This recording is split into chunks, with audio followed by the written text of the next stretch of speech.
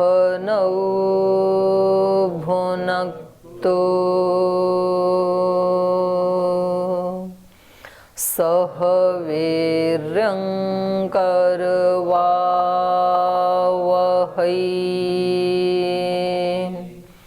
तेजस्विनावधीतमस्तु मा विद्विषावहै।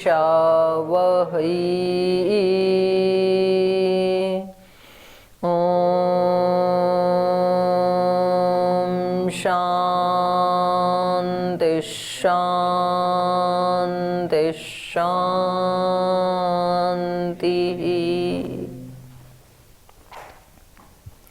सूत्र पाठ। अथ चतुर्थोऽध्यायः तृतीयः पादः। अर्चिरादिना तत्प्रथितेः वायुमब्दादविशेषविशेषाभ्यां तडितोऽधिवरुणः सम्बन्धात् आतिवाहिकास्तल्लिङ्गात् उभयव्यामोहात् तत्सिद्धेः वैद्युतेनैव ततस्तच्छ्रुतेः कार्यं बादरीरस्य गत्युपपत्तेः विशेषितत्वाच्च सामीप्यात्तु तद्व्यपदेशः कार्यात्येतदध्यक्षेण सहातः परमविधानात् स्मृतेश्च परम जैमिनिर्मुख्यत्वात् दर्शनाच्च न चाकार्ये प्रतिपत्त्यभिसन्धिः अप्रतीकलम्बनान्नयतीति बादरायण उभयथा दोषात् तत्कृतुश्च विशेषं च दर्शयति इति द्वितीय।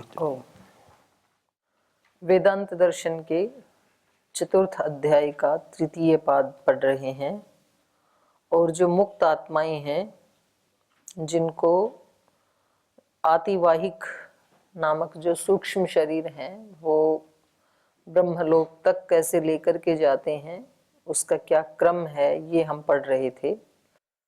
तो यहाँ पर बताया था कि क्योंकि उभय व्यामोहात, दोनों प्रकार की ज्ञानेंद्रियां कर्मेंद्रियां, उसका व्यामोह होने से, उसका सम्मूर्छन होने से उसके आत्मा के पास कोई साधन है नहीं। तो इसलिए कोई तो भगवान की ऐसी व्यवस्था होनी चाहिए जो उसको ब्रह्मलोक तक लेकर के जाए। तो इसलिए तत्सिद्धे है, उस आतिवाहिक शरीर की सिद्धि होती है। और ये क्या है, वैद्युतेन एव तच्छ्रुते है। ये सूक्ष्म शरीर कैसा होता है, ये अर्ची आदि जो तेज के धर्म है वैसा ही ये सूक्ष्म धर्म वाला ही होता है। अब ये कह रहे हैं कि जिस ब्रह्मलोक को ये मुक्त आत्मा जाता है तो ये लोक कोई ऐसा कार्य लोक है पृथ्वी लोक की तरह से, या यहाँ पर ही वो, क्योंकि ब्रह्म तो सर्वव्यापक है, तो यहाँ पर ही वो ब्रह्म में लीन हो जाता है जैसे जीवन मुक्त होकर के। तो इसके बारे में बादरी ऋषि का मत दे रहे हैं। बादरी कह रहे हैं अस्य कार्यम गति उपपत्ते है। बादरी ऋषि कह रहे हैं कि ये कार्य लोक है। कार्य लोक वो होता है जो अनित्य होता है, जिसका कोई कारण है, जिसकी उत्पत्ति हुई है, उसको कार्य कहते हैं। तो जैसे पृथ्वी आदि लोक भी कार्य लोक हैं, तो ये अनित्य हैं। तो ऐसे ही ये कह रहे हैं कि ये ब्रह्म लोक भी कोई कार्य लोक है। यच्च उक्तम उभय व्यामोहाद अनंतरम वैद्युतेन तेजोधर्मेण प्रेयमाणाः ते आत्मानः ब्रह्म गच्छन्ति। तो जैसा कि हमने छांदोग्य उपनिषद में देखा है कि ये इस तेज या प्रकाश धर्म के द्वारा ये जो प्रेयमाणाः आत्माएं हैं ये उस ब्रह्म को प्राप्त होती हैं। चंद्रमसो विद्युतम तत्पुरुषो अमानवः स एनान ब्रह्म गमयति, ऐसे छांदोग्य उपनिषद में कहा है। तो अत्र ब्रह्म गंतव्यम उक्तम, यहाँ पर कोई गंतव्य स्थान बताया है, और वो गंतव्य स्थान क्या है, ब्रह्म। मतलब स्थान नहीं, गंतव्य बताया है। तो गंतव्य है तो गति भी जरूर होगी। तो कह रहे हैं यहाँ पर अत्र ब्रह्म गंतव्यम उक्तम, ब्रह्म को यहाँ पर गंतव्य कहा है। तन्न परम ब्रह्म परमात्मा। तो इन छांदोग्य के उपनिषदों में, छांदोग्य के इन वचनों में स एनान ब्रह्म गमयति, ब्रह्म को ले जाता है। यहाँ पर ये ब्रह्म से न परम ब्रह्म परमात्मा, पर ब्रह्म परमात्मा का ग्रहण नहीं होगा, किंतु ब्रह्मलोकाख्यम कार्यम अस्ति इति बादरी आचार्य मन्यते। बादरी आचार्य से मानते हैं कि यहाँ ब्रह्म से क्या लिया जाएगा, ब्रह्मलोक, जो कि कार्य लोक है। कुतः, क्यों मानते हैं ऐसा आचार्य? अस्य गत्युपपत्तेः, इसकी गति की उपपत्ति होने से, अस्य यथोक्तस्य ब्रह्मणः ब्रह्मलोकस्य गमनोपदेशः उपपत्तुम अर्हति न सर्वगतस्य परब्रह्मणः। यदि सर्वगत परब्रह्म में ही ये लीन होता तो उसमें तो फिर गति की कोई आवश्यकता ही नहीं है। जहाँ ये आत्मा है वहां सब जगह सर्वत्र परमात्मा है ही। तो ये गति के विधान से पता लग रहा है कि ये कोई कार्य लोक है और वहां तक इसकी गति होती है, ऐसा इनका मानना है। और कह रहे हैं विशेषी तत्वाच्य, ऐसा ही विशेषित होने से, जैसे बृहदारण्यक उपनिषद का ये प्रमाण दे रहे हैं कि वहां पर ऐसा ही विशेषित भी हो रहा है शास्त्र में। अथच तथैव बृहदारण्यक उपनिषदि विशेषितम अस्ति ब्रह्मलोक शब्देन। वहां पर कहा है पुरुषो मानस, जैसे वहां पर था पुरुषो अमानव और यहाँ पर क्या कहा, पुरुषो मानस एत्य ब्रह्मलोकान गमयति। तो यहाँ पर ब्रह्म गमयति ऐसे नहीं है, यहाँ पर क्या है, ब्रह्मलोकान गमयति। तो यहाँ तो स्पष्ट ही लोक शब्द कह दिया कि ब्रह्मलोक को लेकर के जाता है। और ये कौन सा पुरुष है, मानस पुरुष। मानस पुरुष और ऊपर क्या कहा था, अमानव पुरुष, एक ही बात है। माने सूक्ष्मता की तरफ ये इंगित किया जा रहा है कि वो कोई स्थूल पुरुष नहीं है, बल्कि वो अमानव पुरुष है या मानस पुरुष है, एक ही बात है। तो कह रहे यदि एवं तर्हि कथम ब्रह्मलोकाय ब्रह्म शब्द छांदोग्योपनिषदि प्रयुक्तः। बोले यदि ब्रह्म से ब्रह्मलोक इसका ग्रहण हो रहा है तो फिर ब्रह्मलोक के लिए ब्रह्म शब्द क्यों पढ़ा छांदोग्योपनिषद में? वहां भी ब्रह्मलोक ही पढ़ देते, ब्रह्म क्यों पढ़ा? वहां पर तो कहा ब्रह्म गमयति, ब्रह्म को प्राप्त करवाता है। तो उसके बारे में उत्तर दे रहे हैं, उच्यते सामीप्यात्तु तद्व्यपदेशः। बोले ब्रह्मलोक के साथ उसकी समीपता होने से, समीपता का मतलब यहाँ स्थान की दृष्टि से नहीं कि ब्रह्म जो है वो ब्रह्मलोक के समीप रहता है, ऐसा अर्थ नहीं है।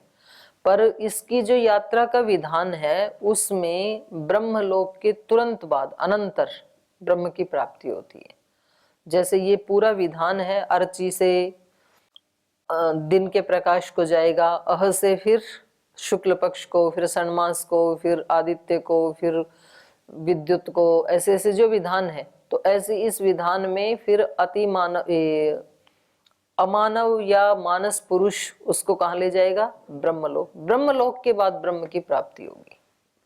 तो ये उसके समीप है, ब्रह्मलोक से तुरंत अगला है फिर ब्रह्म। तो इसलिए वहां पर ब्रह्म कह दिया, ब्रह्म गमयति, क्योंकि सामीप्य से भी तो कथन हो जाता है ना। जैसे मानो कोई पतंजलि के समीप रहता है तो फिर कहेंगे कि ये कहाँ रहता है, बोल जी ये वहां रहते हैं पतंजलि। तो सामीप्य से भी उसका कथन हो जाता है, गंगायाम घोष आदि। अत्र वो तो है स्थान की दृष्टि से सामीप्य, और ये है प्राप्ति की दृष्टि से आनंतरीय, कि भाई उसके तुरंत बाद ब्रह्म की प्राप्ति होती है। अत्र सामीप्यम काल दृष्टया, काल की दृष्टि से सामीप्य है, न तो देश दृष्टया, देश की दृष्टि से, स्थान की दृष्टि से सामीप्य नहीं कहा जा रहा है यहाँ पर। आनंतर्यात तो ब्रह्मलोकाय ब्रह्म शब्द व्यपदेश कृतः। आनंतर्यात, आनंतरीय के कारण, उसके तुरंत बाद, अनंतर, ब्रह्मलोक के पश्चात ब्रह्मलोकाय, ब्रह्मलोक के लिए यहाँ पर ब्रह्म शब्द से व्यपदेश कृतः, ब्रह्म शब्द का व्यपदेश किया है। ब्रह्मलोकाद अनंतरम ब्रह्म प्राप्नोति इति, कि ब्रह्मलोक के बाद फिर ब्रह्म की प्राप्ति होती है, ये विधान है। जैसे पिंड की दृष्टि से देखें तो वहां पर एक विधान है ना कि भाई पहले अन्नमय कोश का भेदन करेगा साधक, फिर प्राणमय, फिर मनोमय, फिर विज्ञानमय, फिर आनंदमय कोश को प्राप्त करेगा, सीधा नहीं करेगा। तो ऐसे ही यहाँ पर भी ये विधान कर दिया कि वे ब्रह्म को कब प्राप्त करेगा, ब्रह्मलोक के बाद। यतो ही, क्योंकि कार्यात्यये तदध्यक्षेण सह अतः परमाभिधानात्।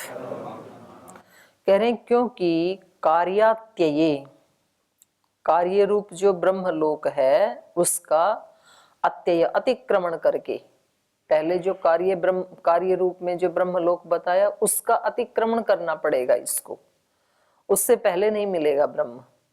कार्यात्यये तद अध्यक्षेण सह, और फिर उस ब्रह्मलोक का जो अध्यक्ष है उसके साथ, अतः इस कारण से परम अभिधानात्, फिर उस परम को प्राप्त करने का अभिधान है, प्रतिपादन किया गया है। पहले ब्रह्मलोक को प्राप्त करे और फिर उसका जो अध्यक्ष है उसके साथ फिर परब्रह्म को प्राप्त करे, ऐसा ही प्रतिपादन है।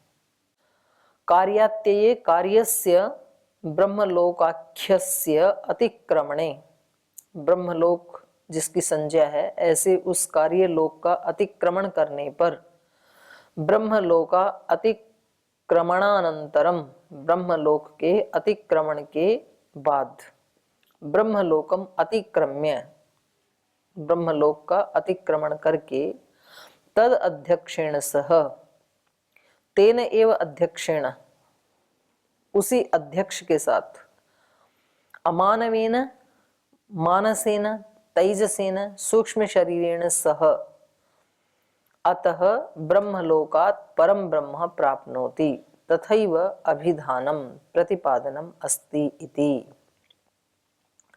तो कह रहे हैं उस ब्रह्मलोक का अतिक्रमण करके, तेन एव अध्यक्षेण, कौन से अध्यक्ष, तो उसको कहा अमानवेन मानसेन, वहां पर तो अमानव पुरुष कहा था छांदोग्य उपनिषद में, और बृहदारण्यक में उसी को कहा मानस पुरुष। तो कहा अमानवेन मानसेन, और वो कैसा है, तैजसेन, वो ज्ञान स्वरूप है, ज्योति स्वरूप है, वो कोई स्थूल नहीं है। उसी को कहा सूक्ष्म शरीरेण, तो एक सूक्ष्म शरीर आत्मा के साथ था, वो तो छूट गया, उसका तो व्यामोह हो गया, लेकिन अब ये जो है ये परमात्मा की तरफ से दिया गया सूक्ष्म शरीर है। तो ये सूक्ष्म शरीर जैसा ही है, सूक्ष्म शरीरेण सह, उसको यहाँ पर अध्यक्ष का, तद अध्यक्ष, अतः परम अभिधानात्, अतः परम माने ब्रह्मलोकात् परम, ब्रह्मलोक के अनंतर, ब्रह्म प्राप्नोति, परम ब्रह्म प्राप्नोति, उस पर ब्रह्म को प्राप्त करता है। तथैव अभिधानम, तथैव प्रतिपादनम अस्ति इति, ऐसा ही प्रतिपादन है। इति हेतु हो, इसीलिए छांदोग्य उपनिषद में क्या कहा, पुरुषो अमानवः या पुरुषो मानस एनान ब्रह्म गमयति, तो इन आत्माओं को फिर वो ब्रह्म को प्राप्त करवाता है।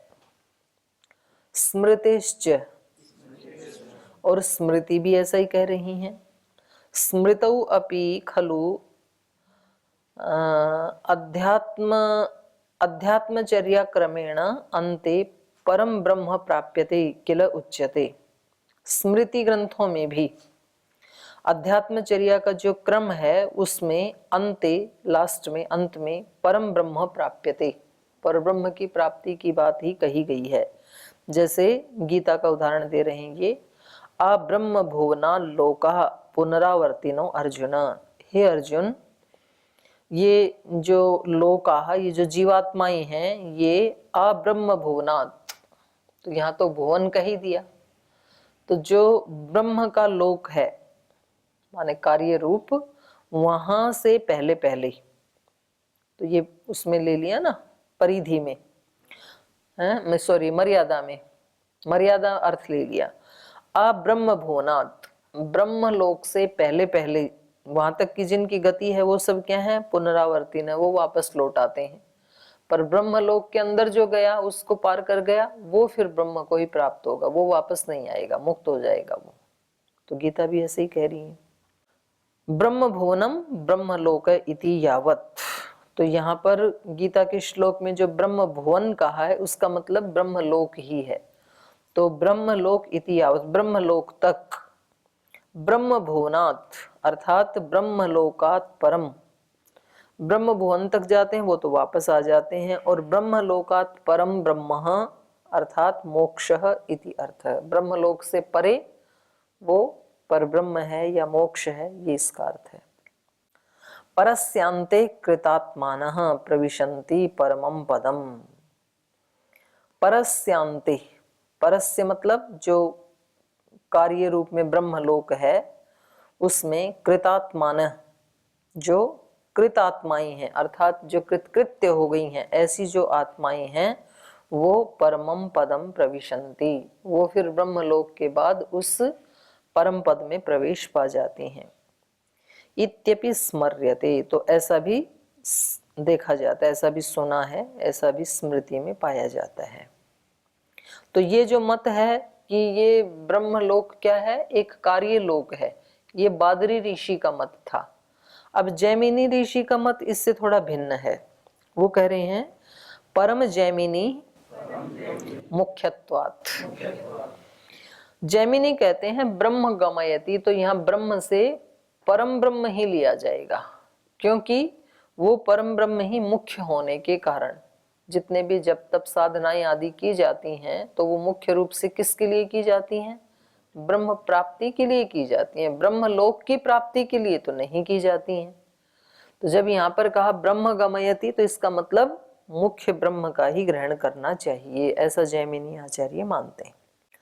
चंद्रमसो विद्युतम तत्पुरुषो अमानव स एतान या एनान ब्रह्म गमयति। अत्र वचने ब्रह्म शब्देन परम ब्रह्म मन्यते जैमिनी आचार्य। तो यहाँ जैमिनी आचार्य इससे परब्रह्म को ही मानते हैं। कुतः मुख्यत्वात्, क्योंकि वो परब्रह्म ही तो मुख्य है। ब्रह्म शब्द मुख्यत्वेन परस्मिन् ब्रह्मणि एव प्रयुज्यन्ते। कह रहे हैं ब्रह्म शब्द जो है ये मुख्य रूप से परब्रह्म के लिए ही प्रयुक्त किया जाता है।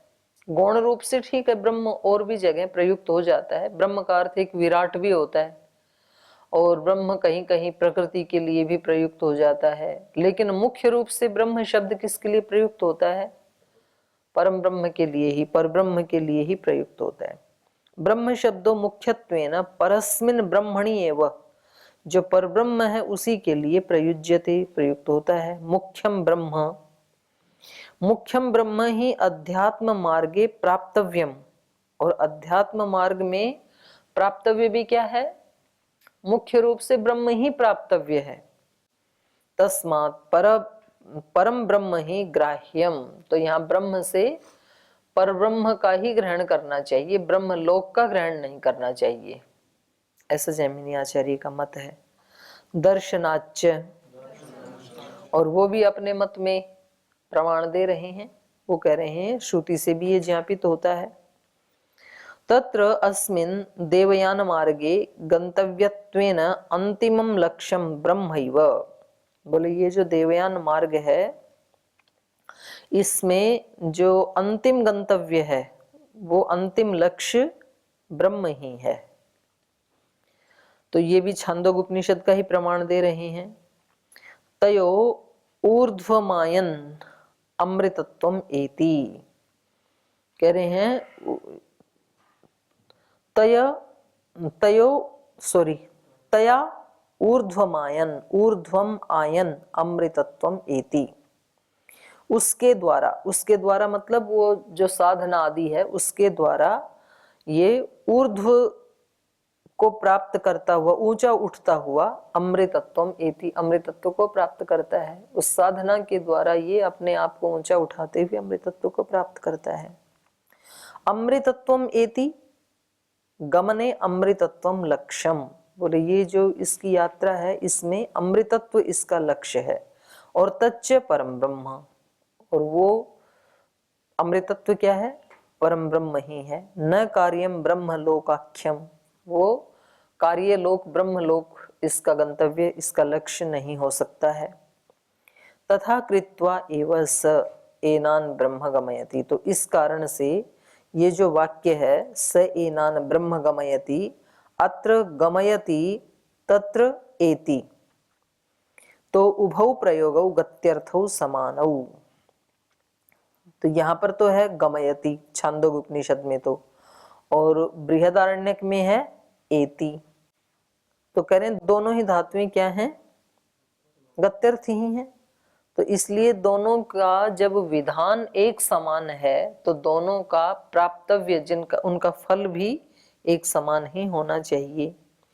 अथ अपरो हेतु अत्र परब्रह्मणि ब्रह्म शब्दस्य प्रयोगे। तो इसी के लिए जैमिनी आचार्य ने दो तो ये प्रमाण दिए छांदोग्य उपनिषद के, और दूसरा भी ये प्रमाण दे रहे हैं कि यहाँ पर ब्रह्म लोक का मतलब ब्रह्म गमयति का मतलब है पर ब्रह्म को प्राप्त होता है, ऐसा ही अर्थ लिया जाएगा। तो इसके लिए प्रमाण दे रहे हैं न च कार्ये प्रतिपत्य प्रतिप्रत्यभिसंधि। न च कार्ये, जो कार्य ब्रह्म लोक है उसमें प्रतिपत्ति अभिसंधि न, माने श्रुति में जो प्रतिपादन की योजना है उसकी अभिसंधि न, उसकी योजना यहाँ संभव नहीं हो सकती। ब्रह्म शब्द से ब्रह्मलोक का अर्थ संभव नहीं हो सकता है। न च कार्ये प्रतिपत्त्यभिसंधि तथा च कार्ये ब्रह्मलोके न यथोक्त श्रुति प्रतिपादनस्य योजना संभवः।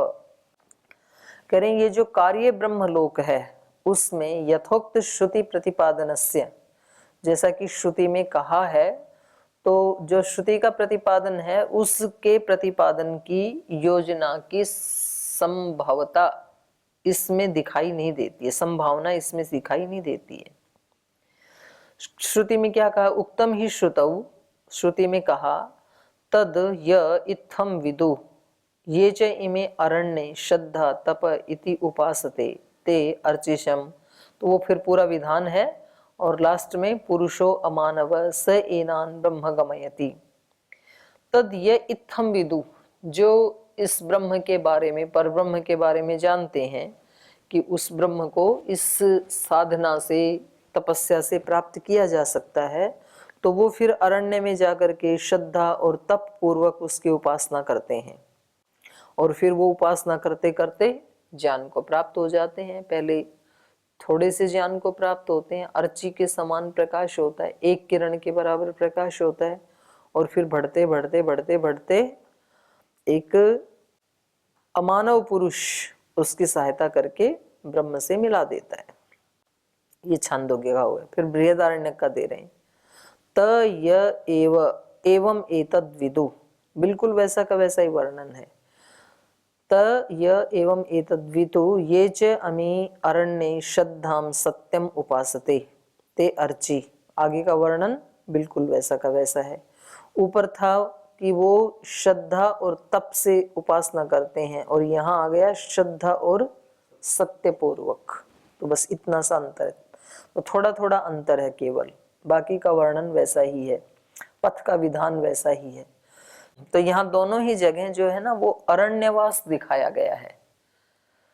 अरण्य में उसकी प्राप्ति जल्दी होती है। अरण्यवास नागरिक भोजनात् छादनात् भोजन छादन आदि परित्याग, नागरिक भोजन आच्छादन आदि परित्याग, माने जो नागरिकों का, नगर में रहने वाले जो व्यक्ति हैं उनका जो भोजन छादन है, भोजन आदि आहार आदि, और छादन मतलब वस्त्र आदि हैं, उसका ये परित्याग कर देता है। जंगल में रह करके अलग तरह का आहार, माने जो फल फूल आदि हैं, सात्विक आहार जो जंगल में उपलब्ध है उसी को खाता है ये, और नगर में रहने वाले हैं वो उसको तल भून के खाते हैं, मिर्च मसाले मिला करके खाते हैं।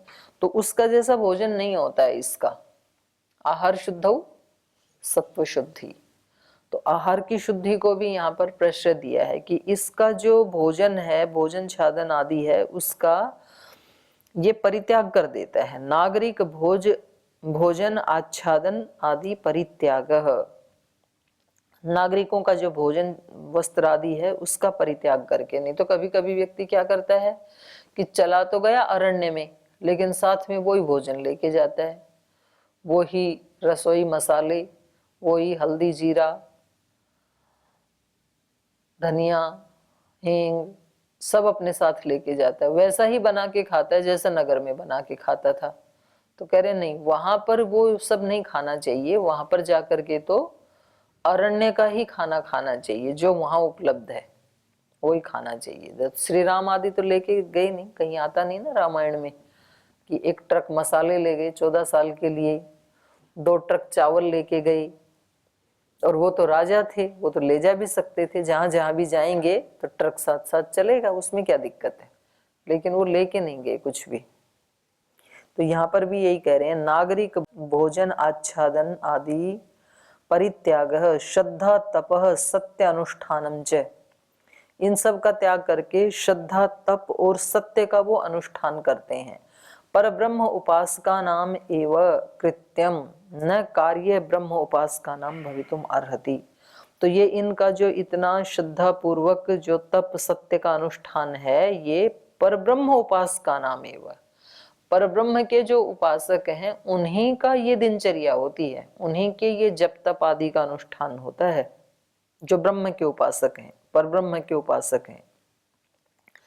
पर ब्रह्म उपासका नाम एवं कृत्यम, ये कृत्य है, न कार्य ब्रह्म उपासका नाम, जो कार्य ब्रह्म लोक है उसकी उपासना नहीं हो सकती है ये, न कार्य ब्रह्म उपासका नाम भवितुम अर्हति, ये इतना जप तप आदि उस लोक के लिए नहीं हो सकता है, बल्कि ब्रह्म के लिए ही होता है। अन्यत्रपि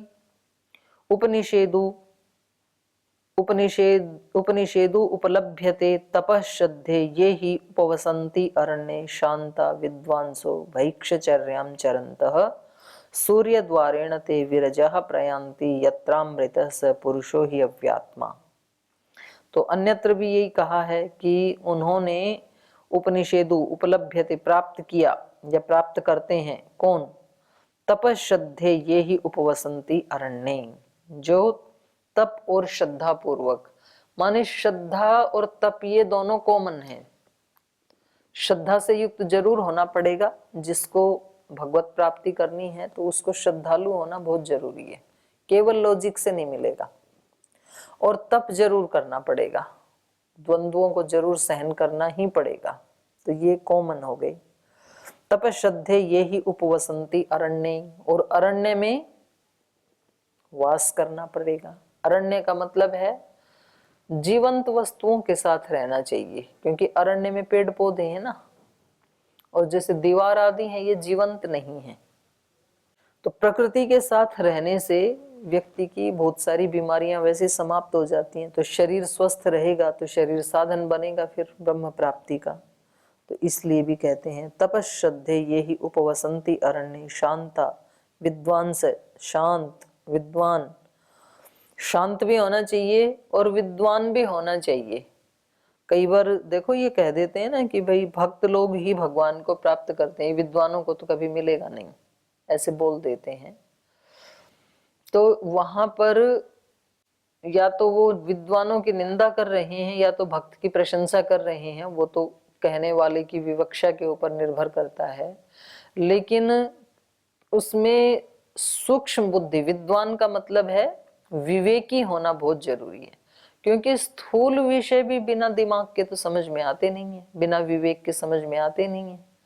तो परब्रह्म तो सूक्ष्मतम विषय है, तो उसमें तो बिना बुद्धि के, बिना कुशाग्रता के, सूक्ष्म चित्त के कैसे उसकी प्राप्ति हो सकती है। तो ज्ञान की तो पराकाष्ठा होनी ही चाहिए साधक में, तो ही वो प्राप्त कर पाएगा। लौकिक भाषा में यदि कहें तो मोटी बुद्धि से नहीं मिलेगा, सूक्ष्म बुद्धि ही चाहिए उसके लिए। तो मन या बुद्धि जो है वो निंदनीय नहीं है, बल्कि वो बहुत बड़े साधन है। तपश्रद्धे ये ही उपवसंती अरण्य शांता विद्वांसो भैक्षचर्याम चरन्ते, भिक्षाचर्या के ऊपर वो अपनी आजीविका चलाते हैं। सूर्य द्वारेण ते विरजा प्रयांति, तो वो सूर्य द्वार से, विरजा मल जिनके नष्ट हो गए हैं, वो प्रयांति वो गमन करते हैं। कहाँ? यत्र अमृतः स पुरुषो ही अव्य आत्मा। तो मुंडक उपनिषद में भी किसकी प्राप्ति बताई है? उस अविनाशी आत्मा ब्रह्म परमात्मा की प्राप्ति ही बताई है, न कि ब्रह्मलोक की।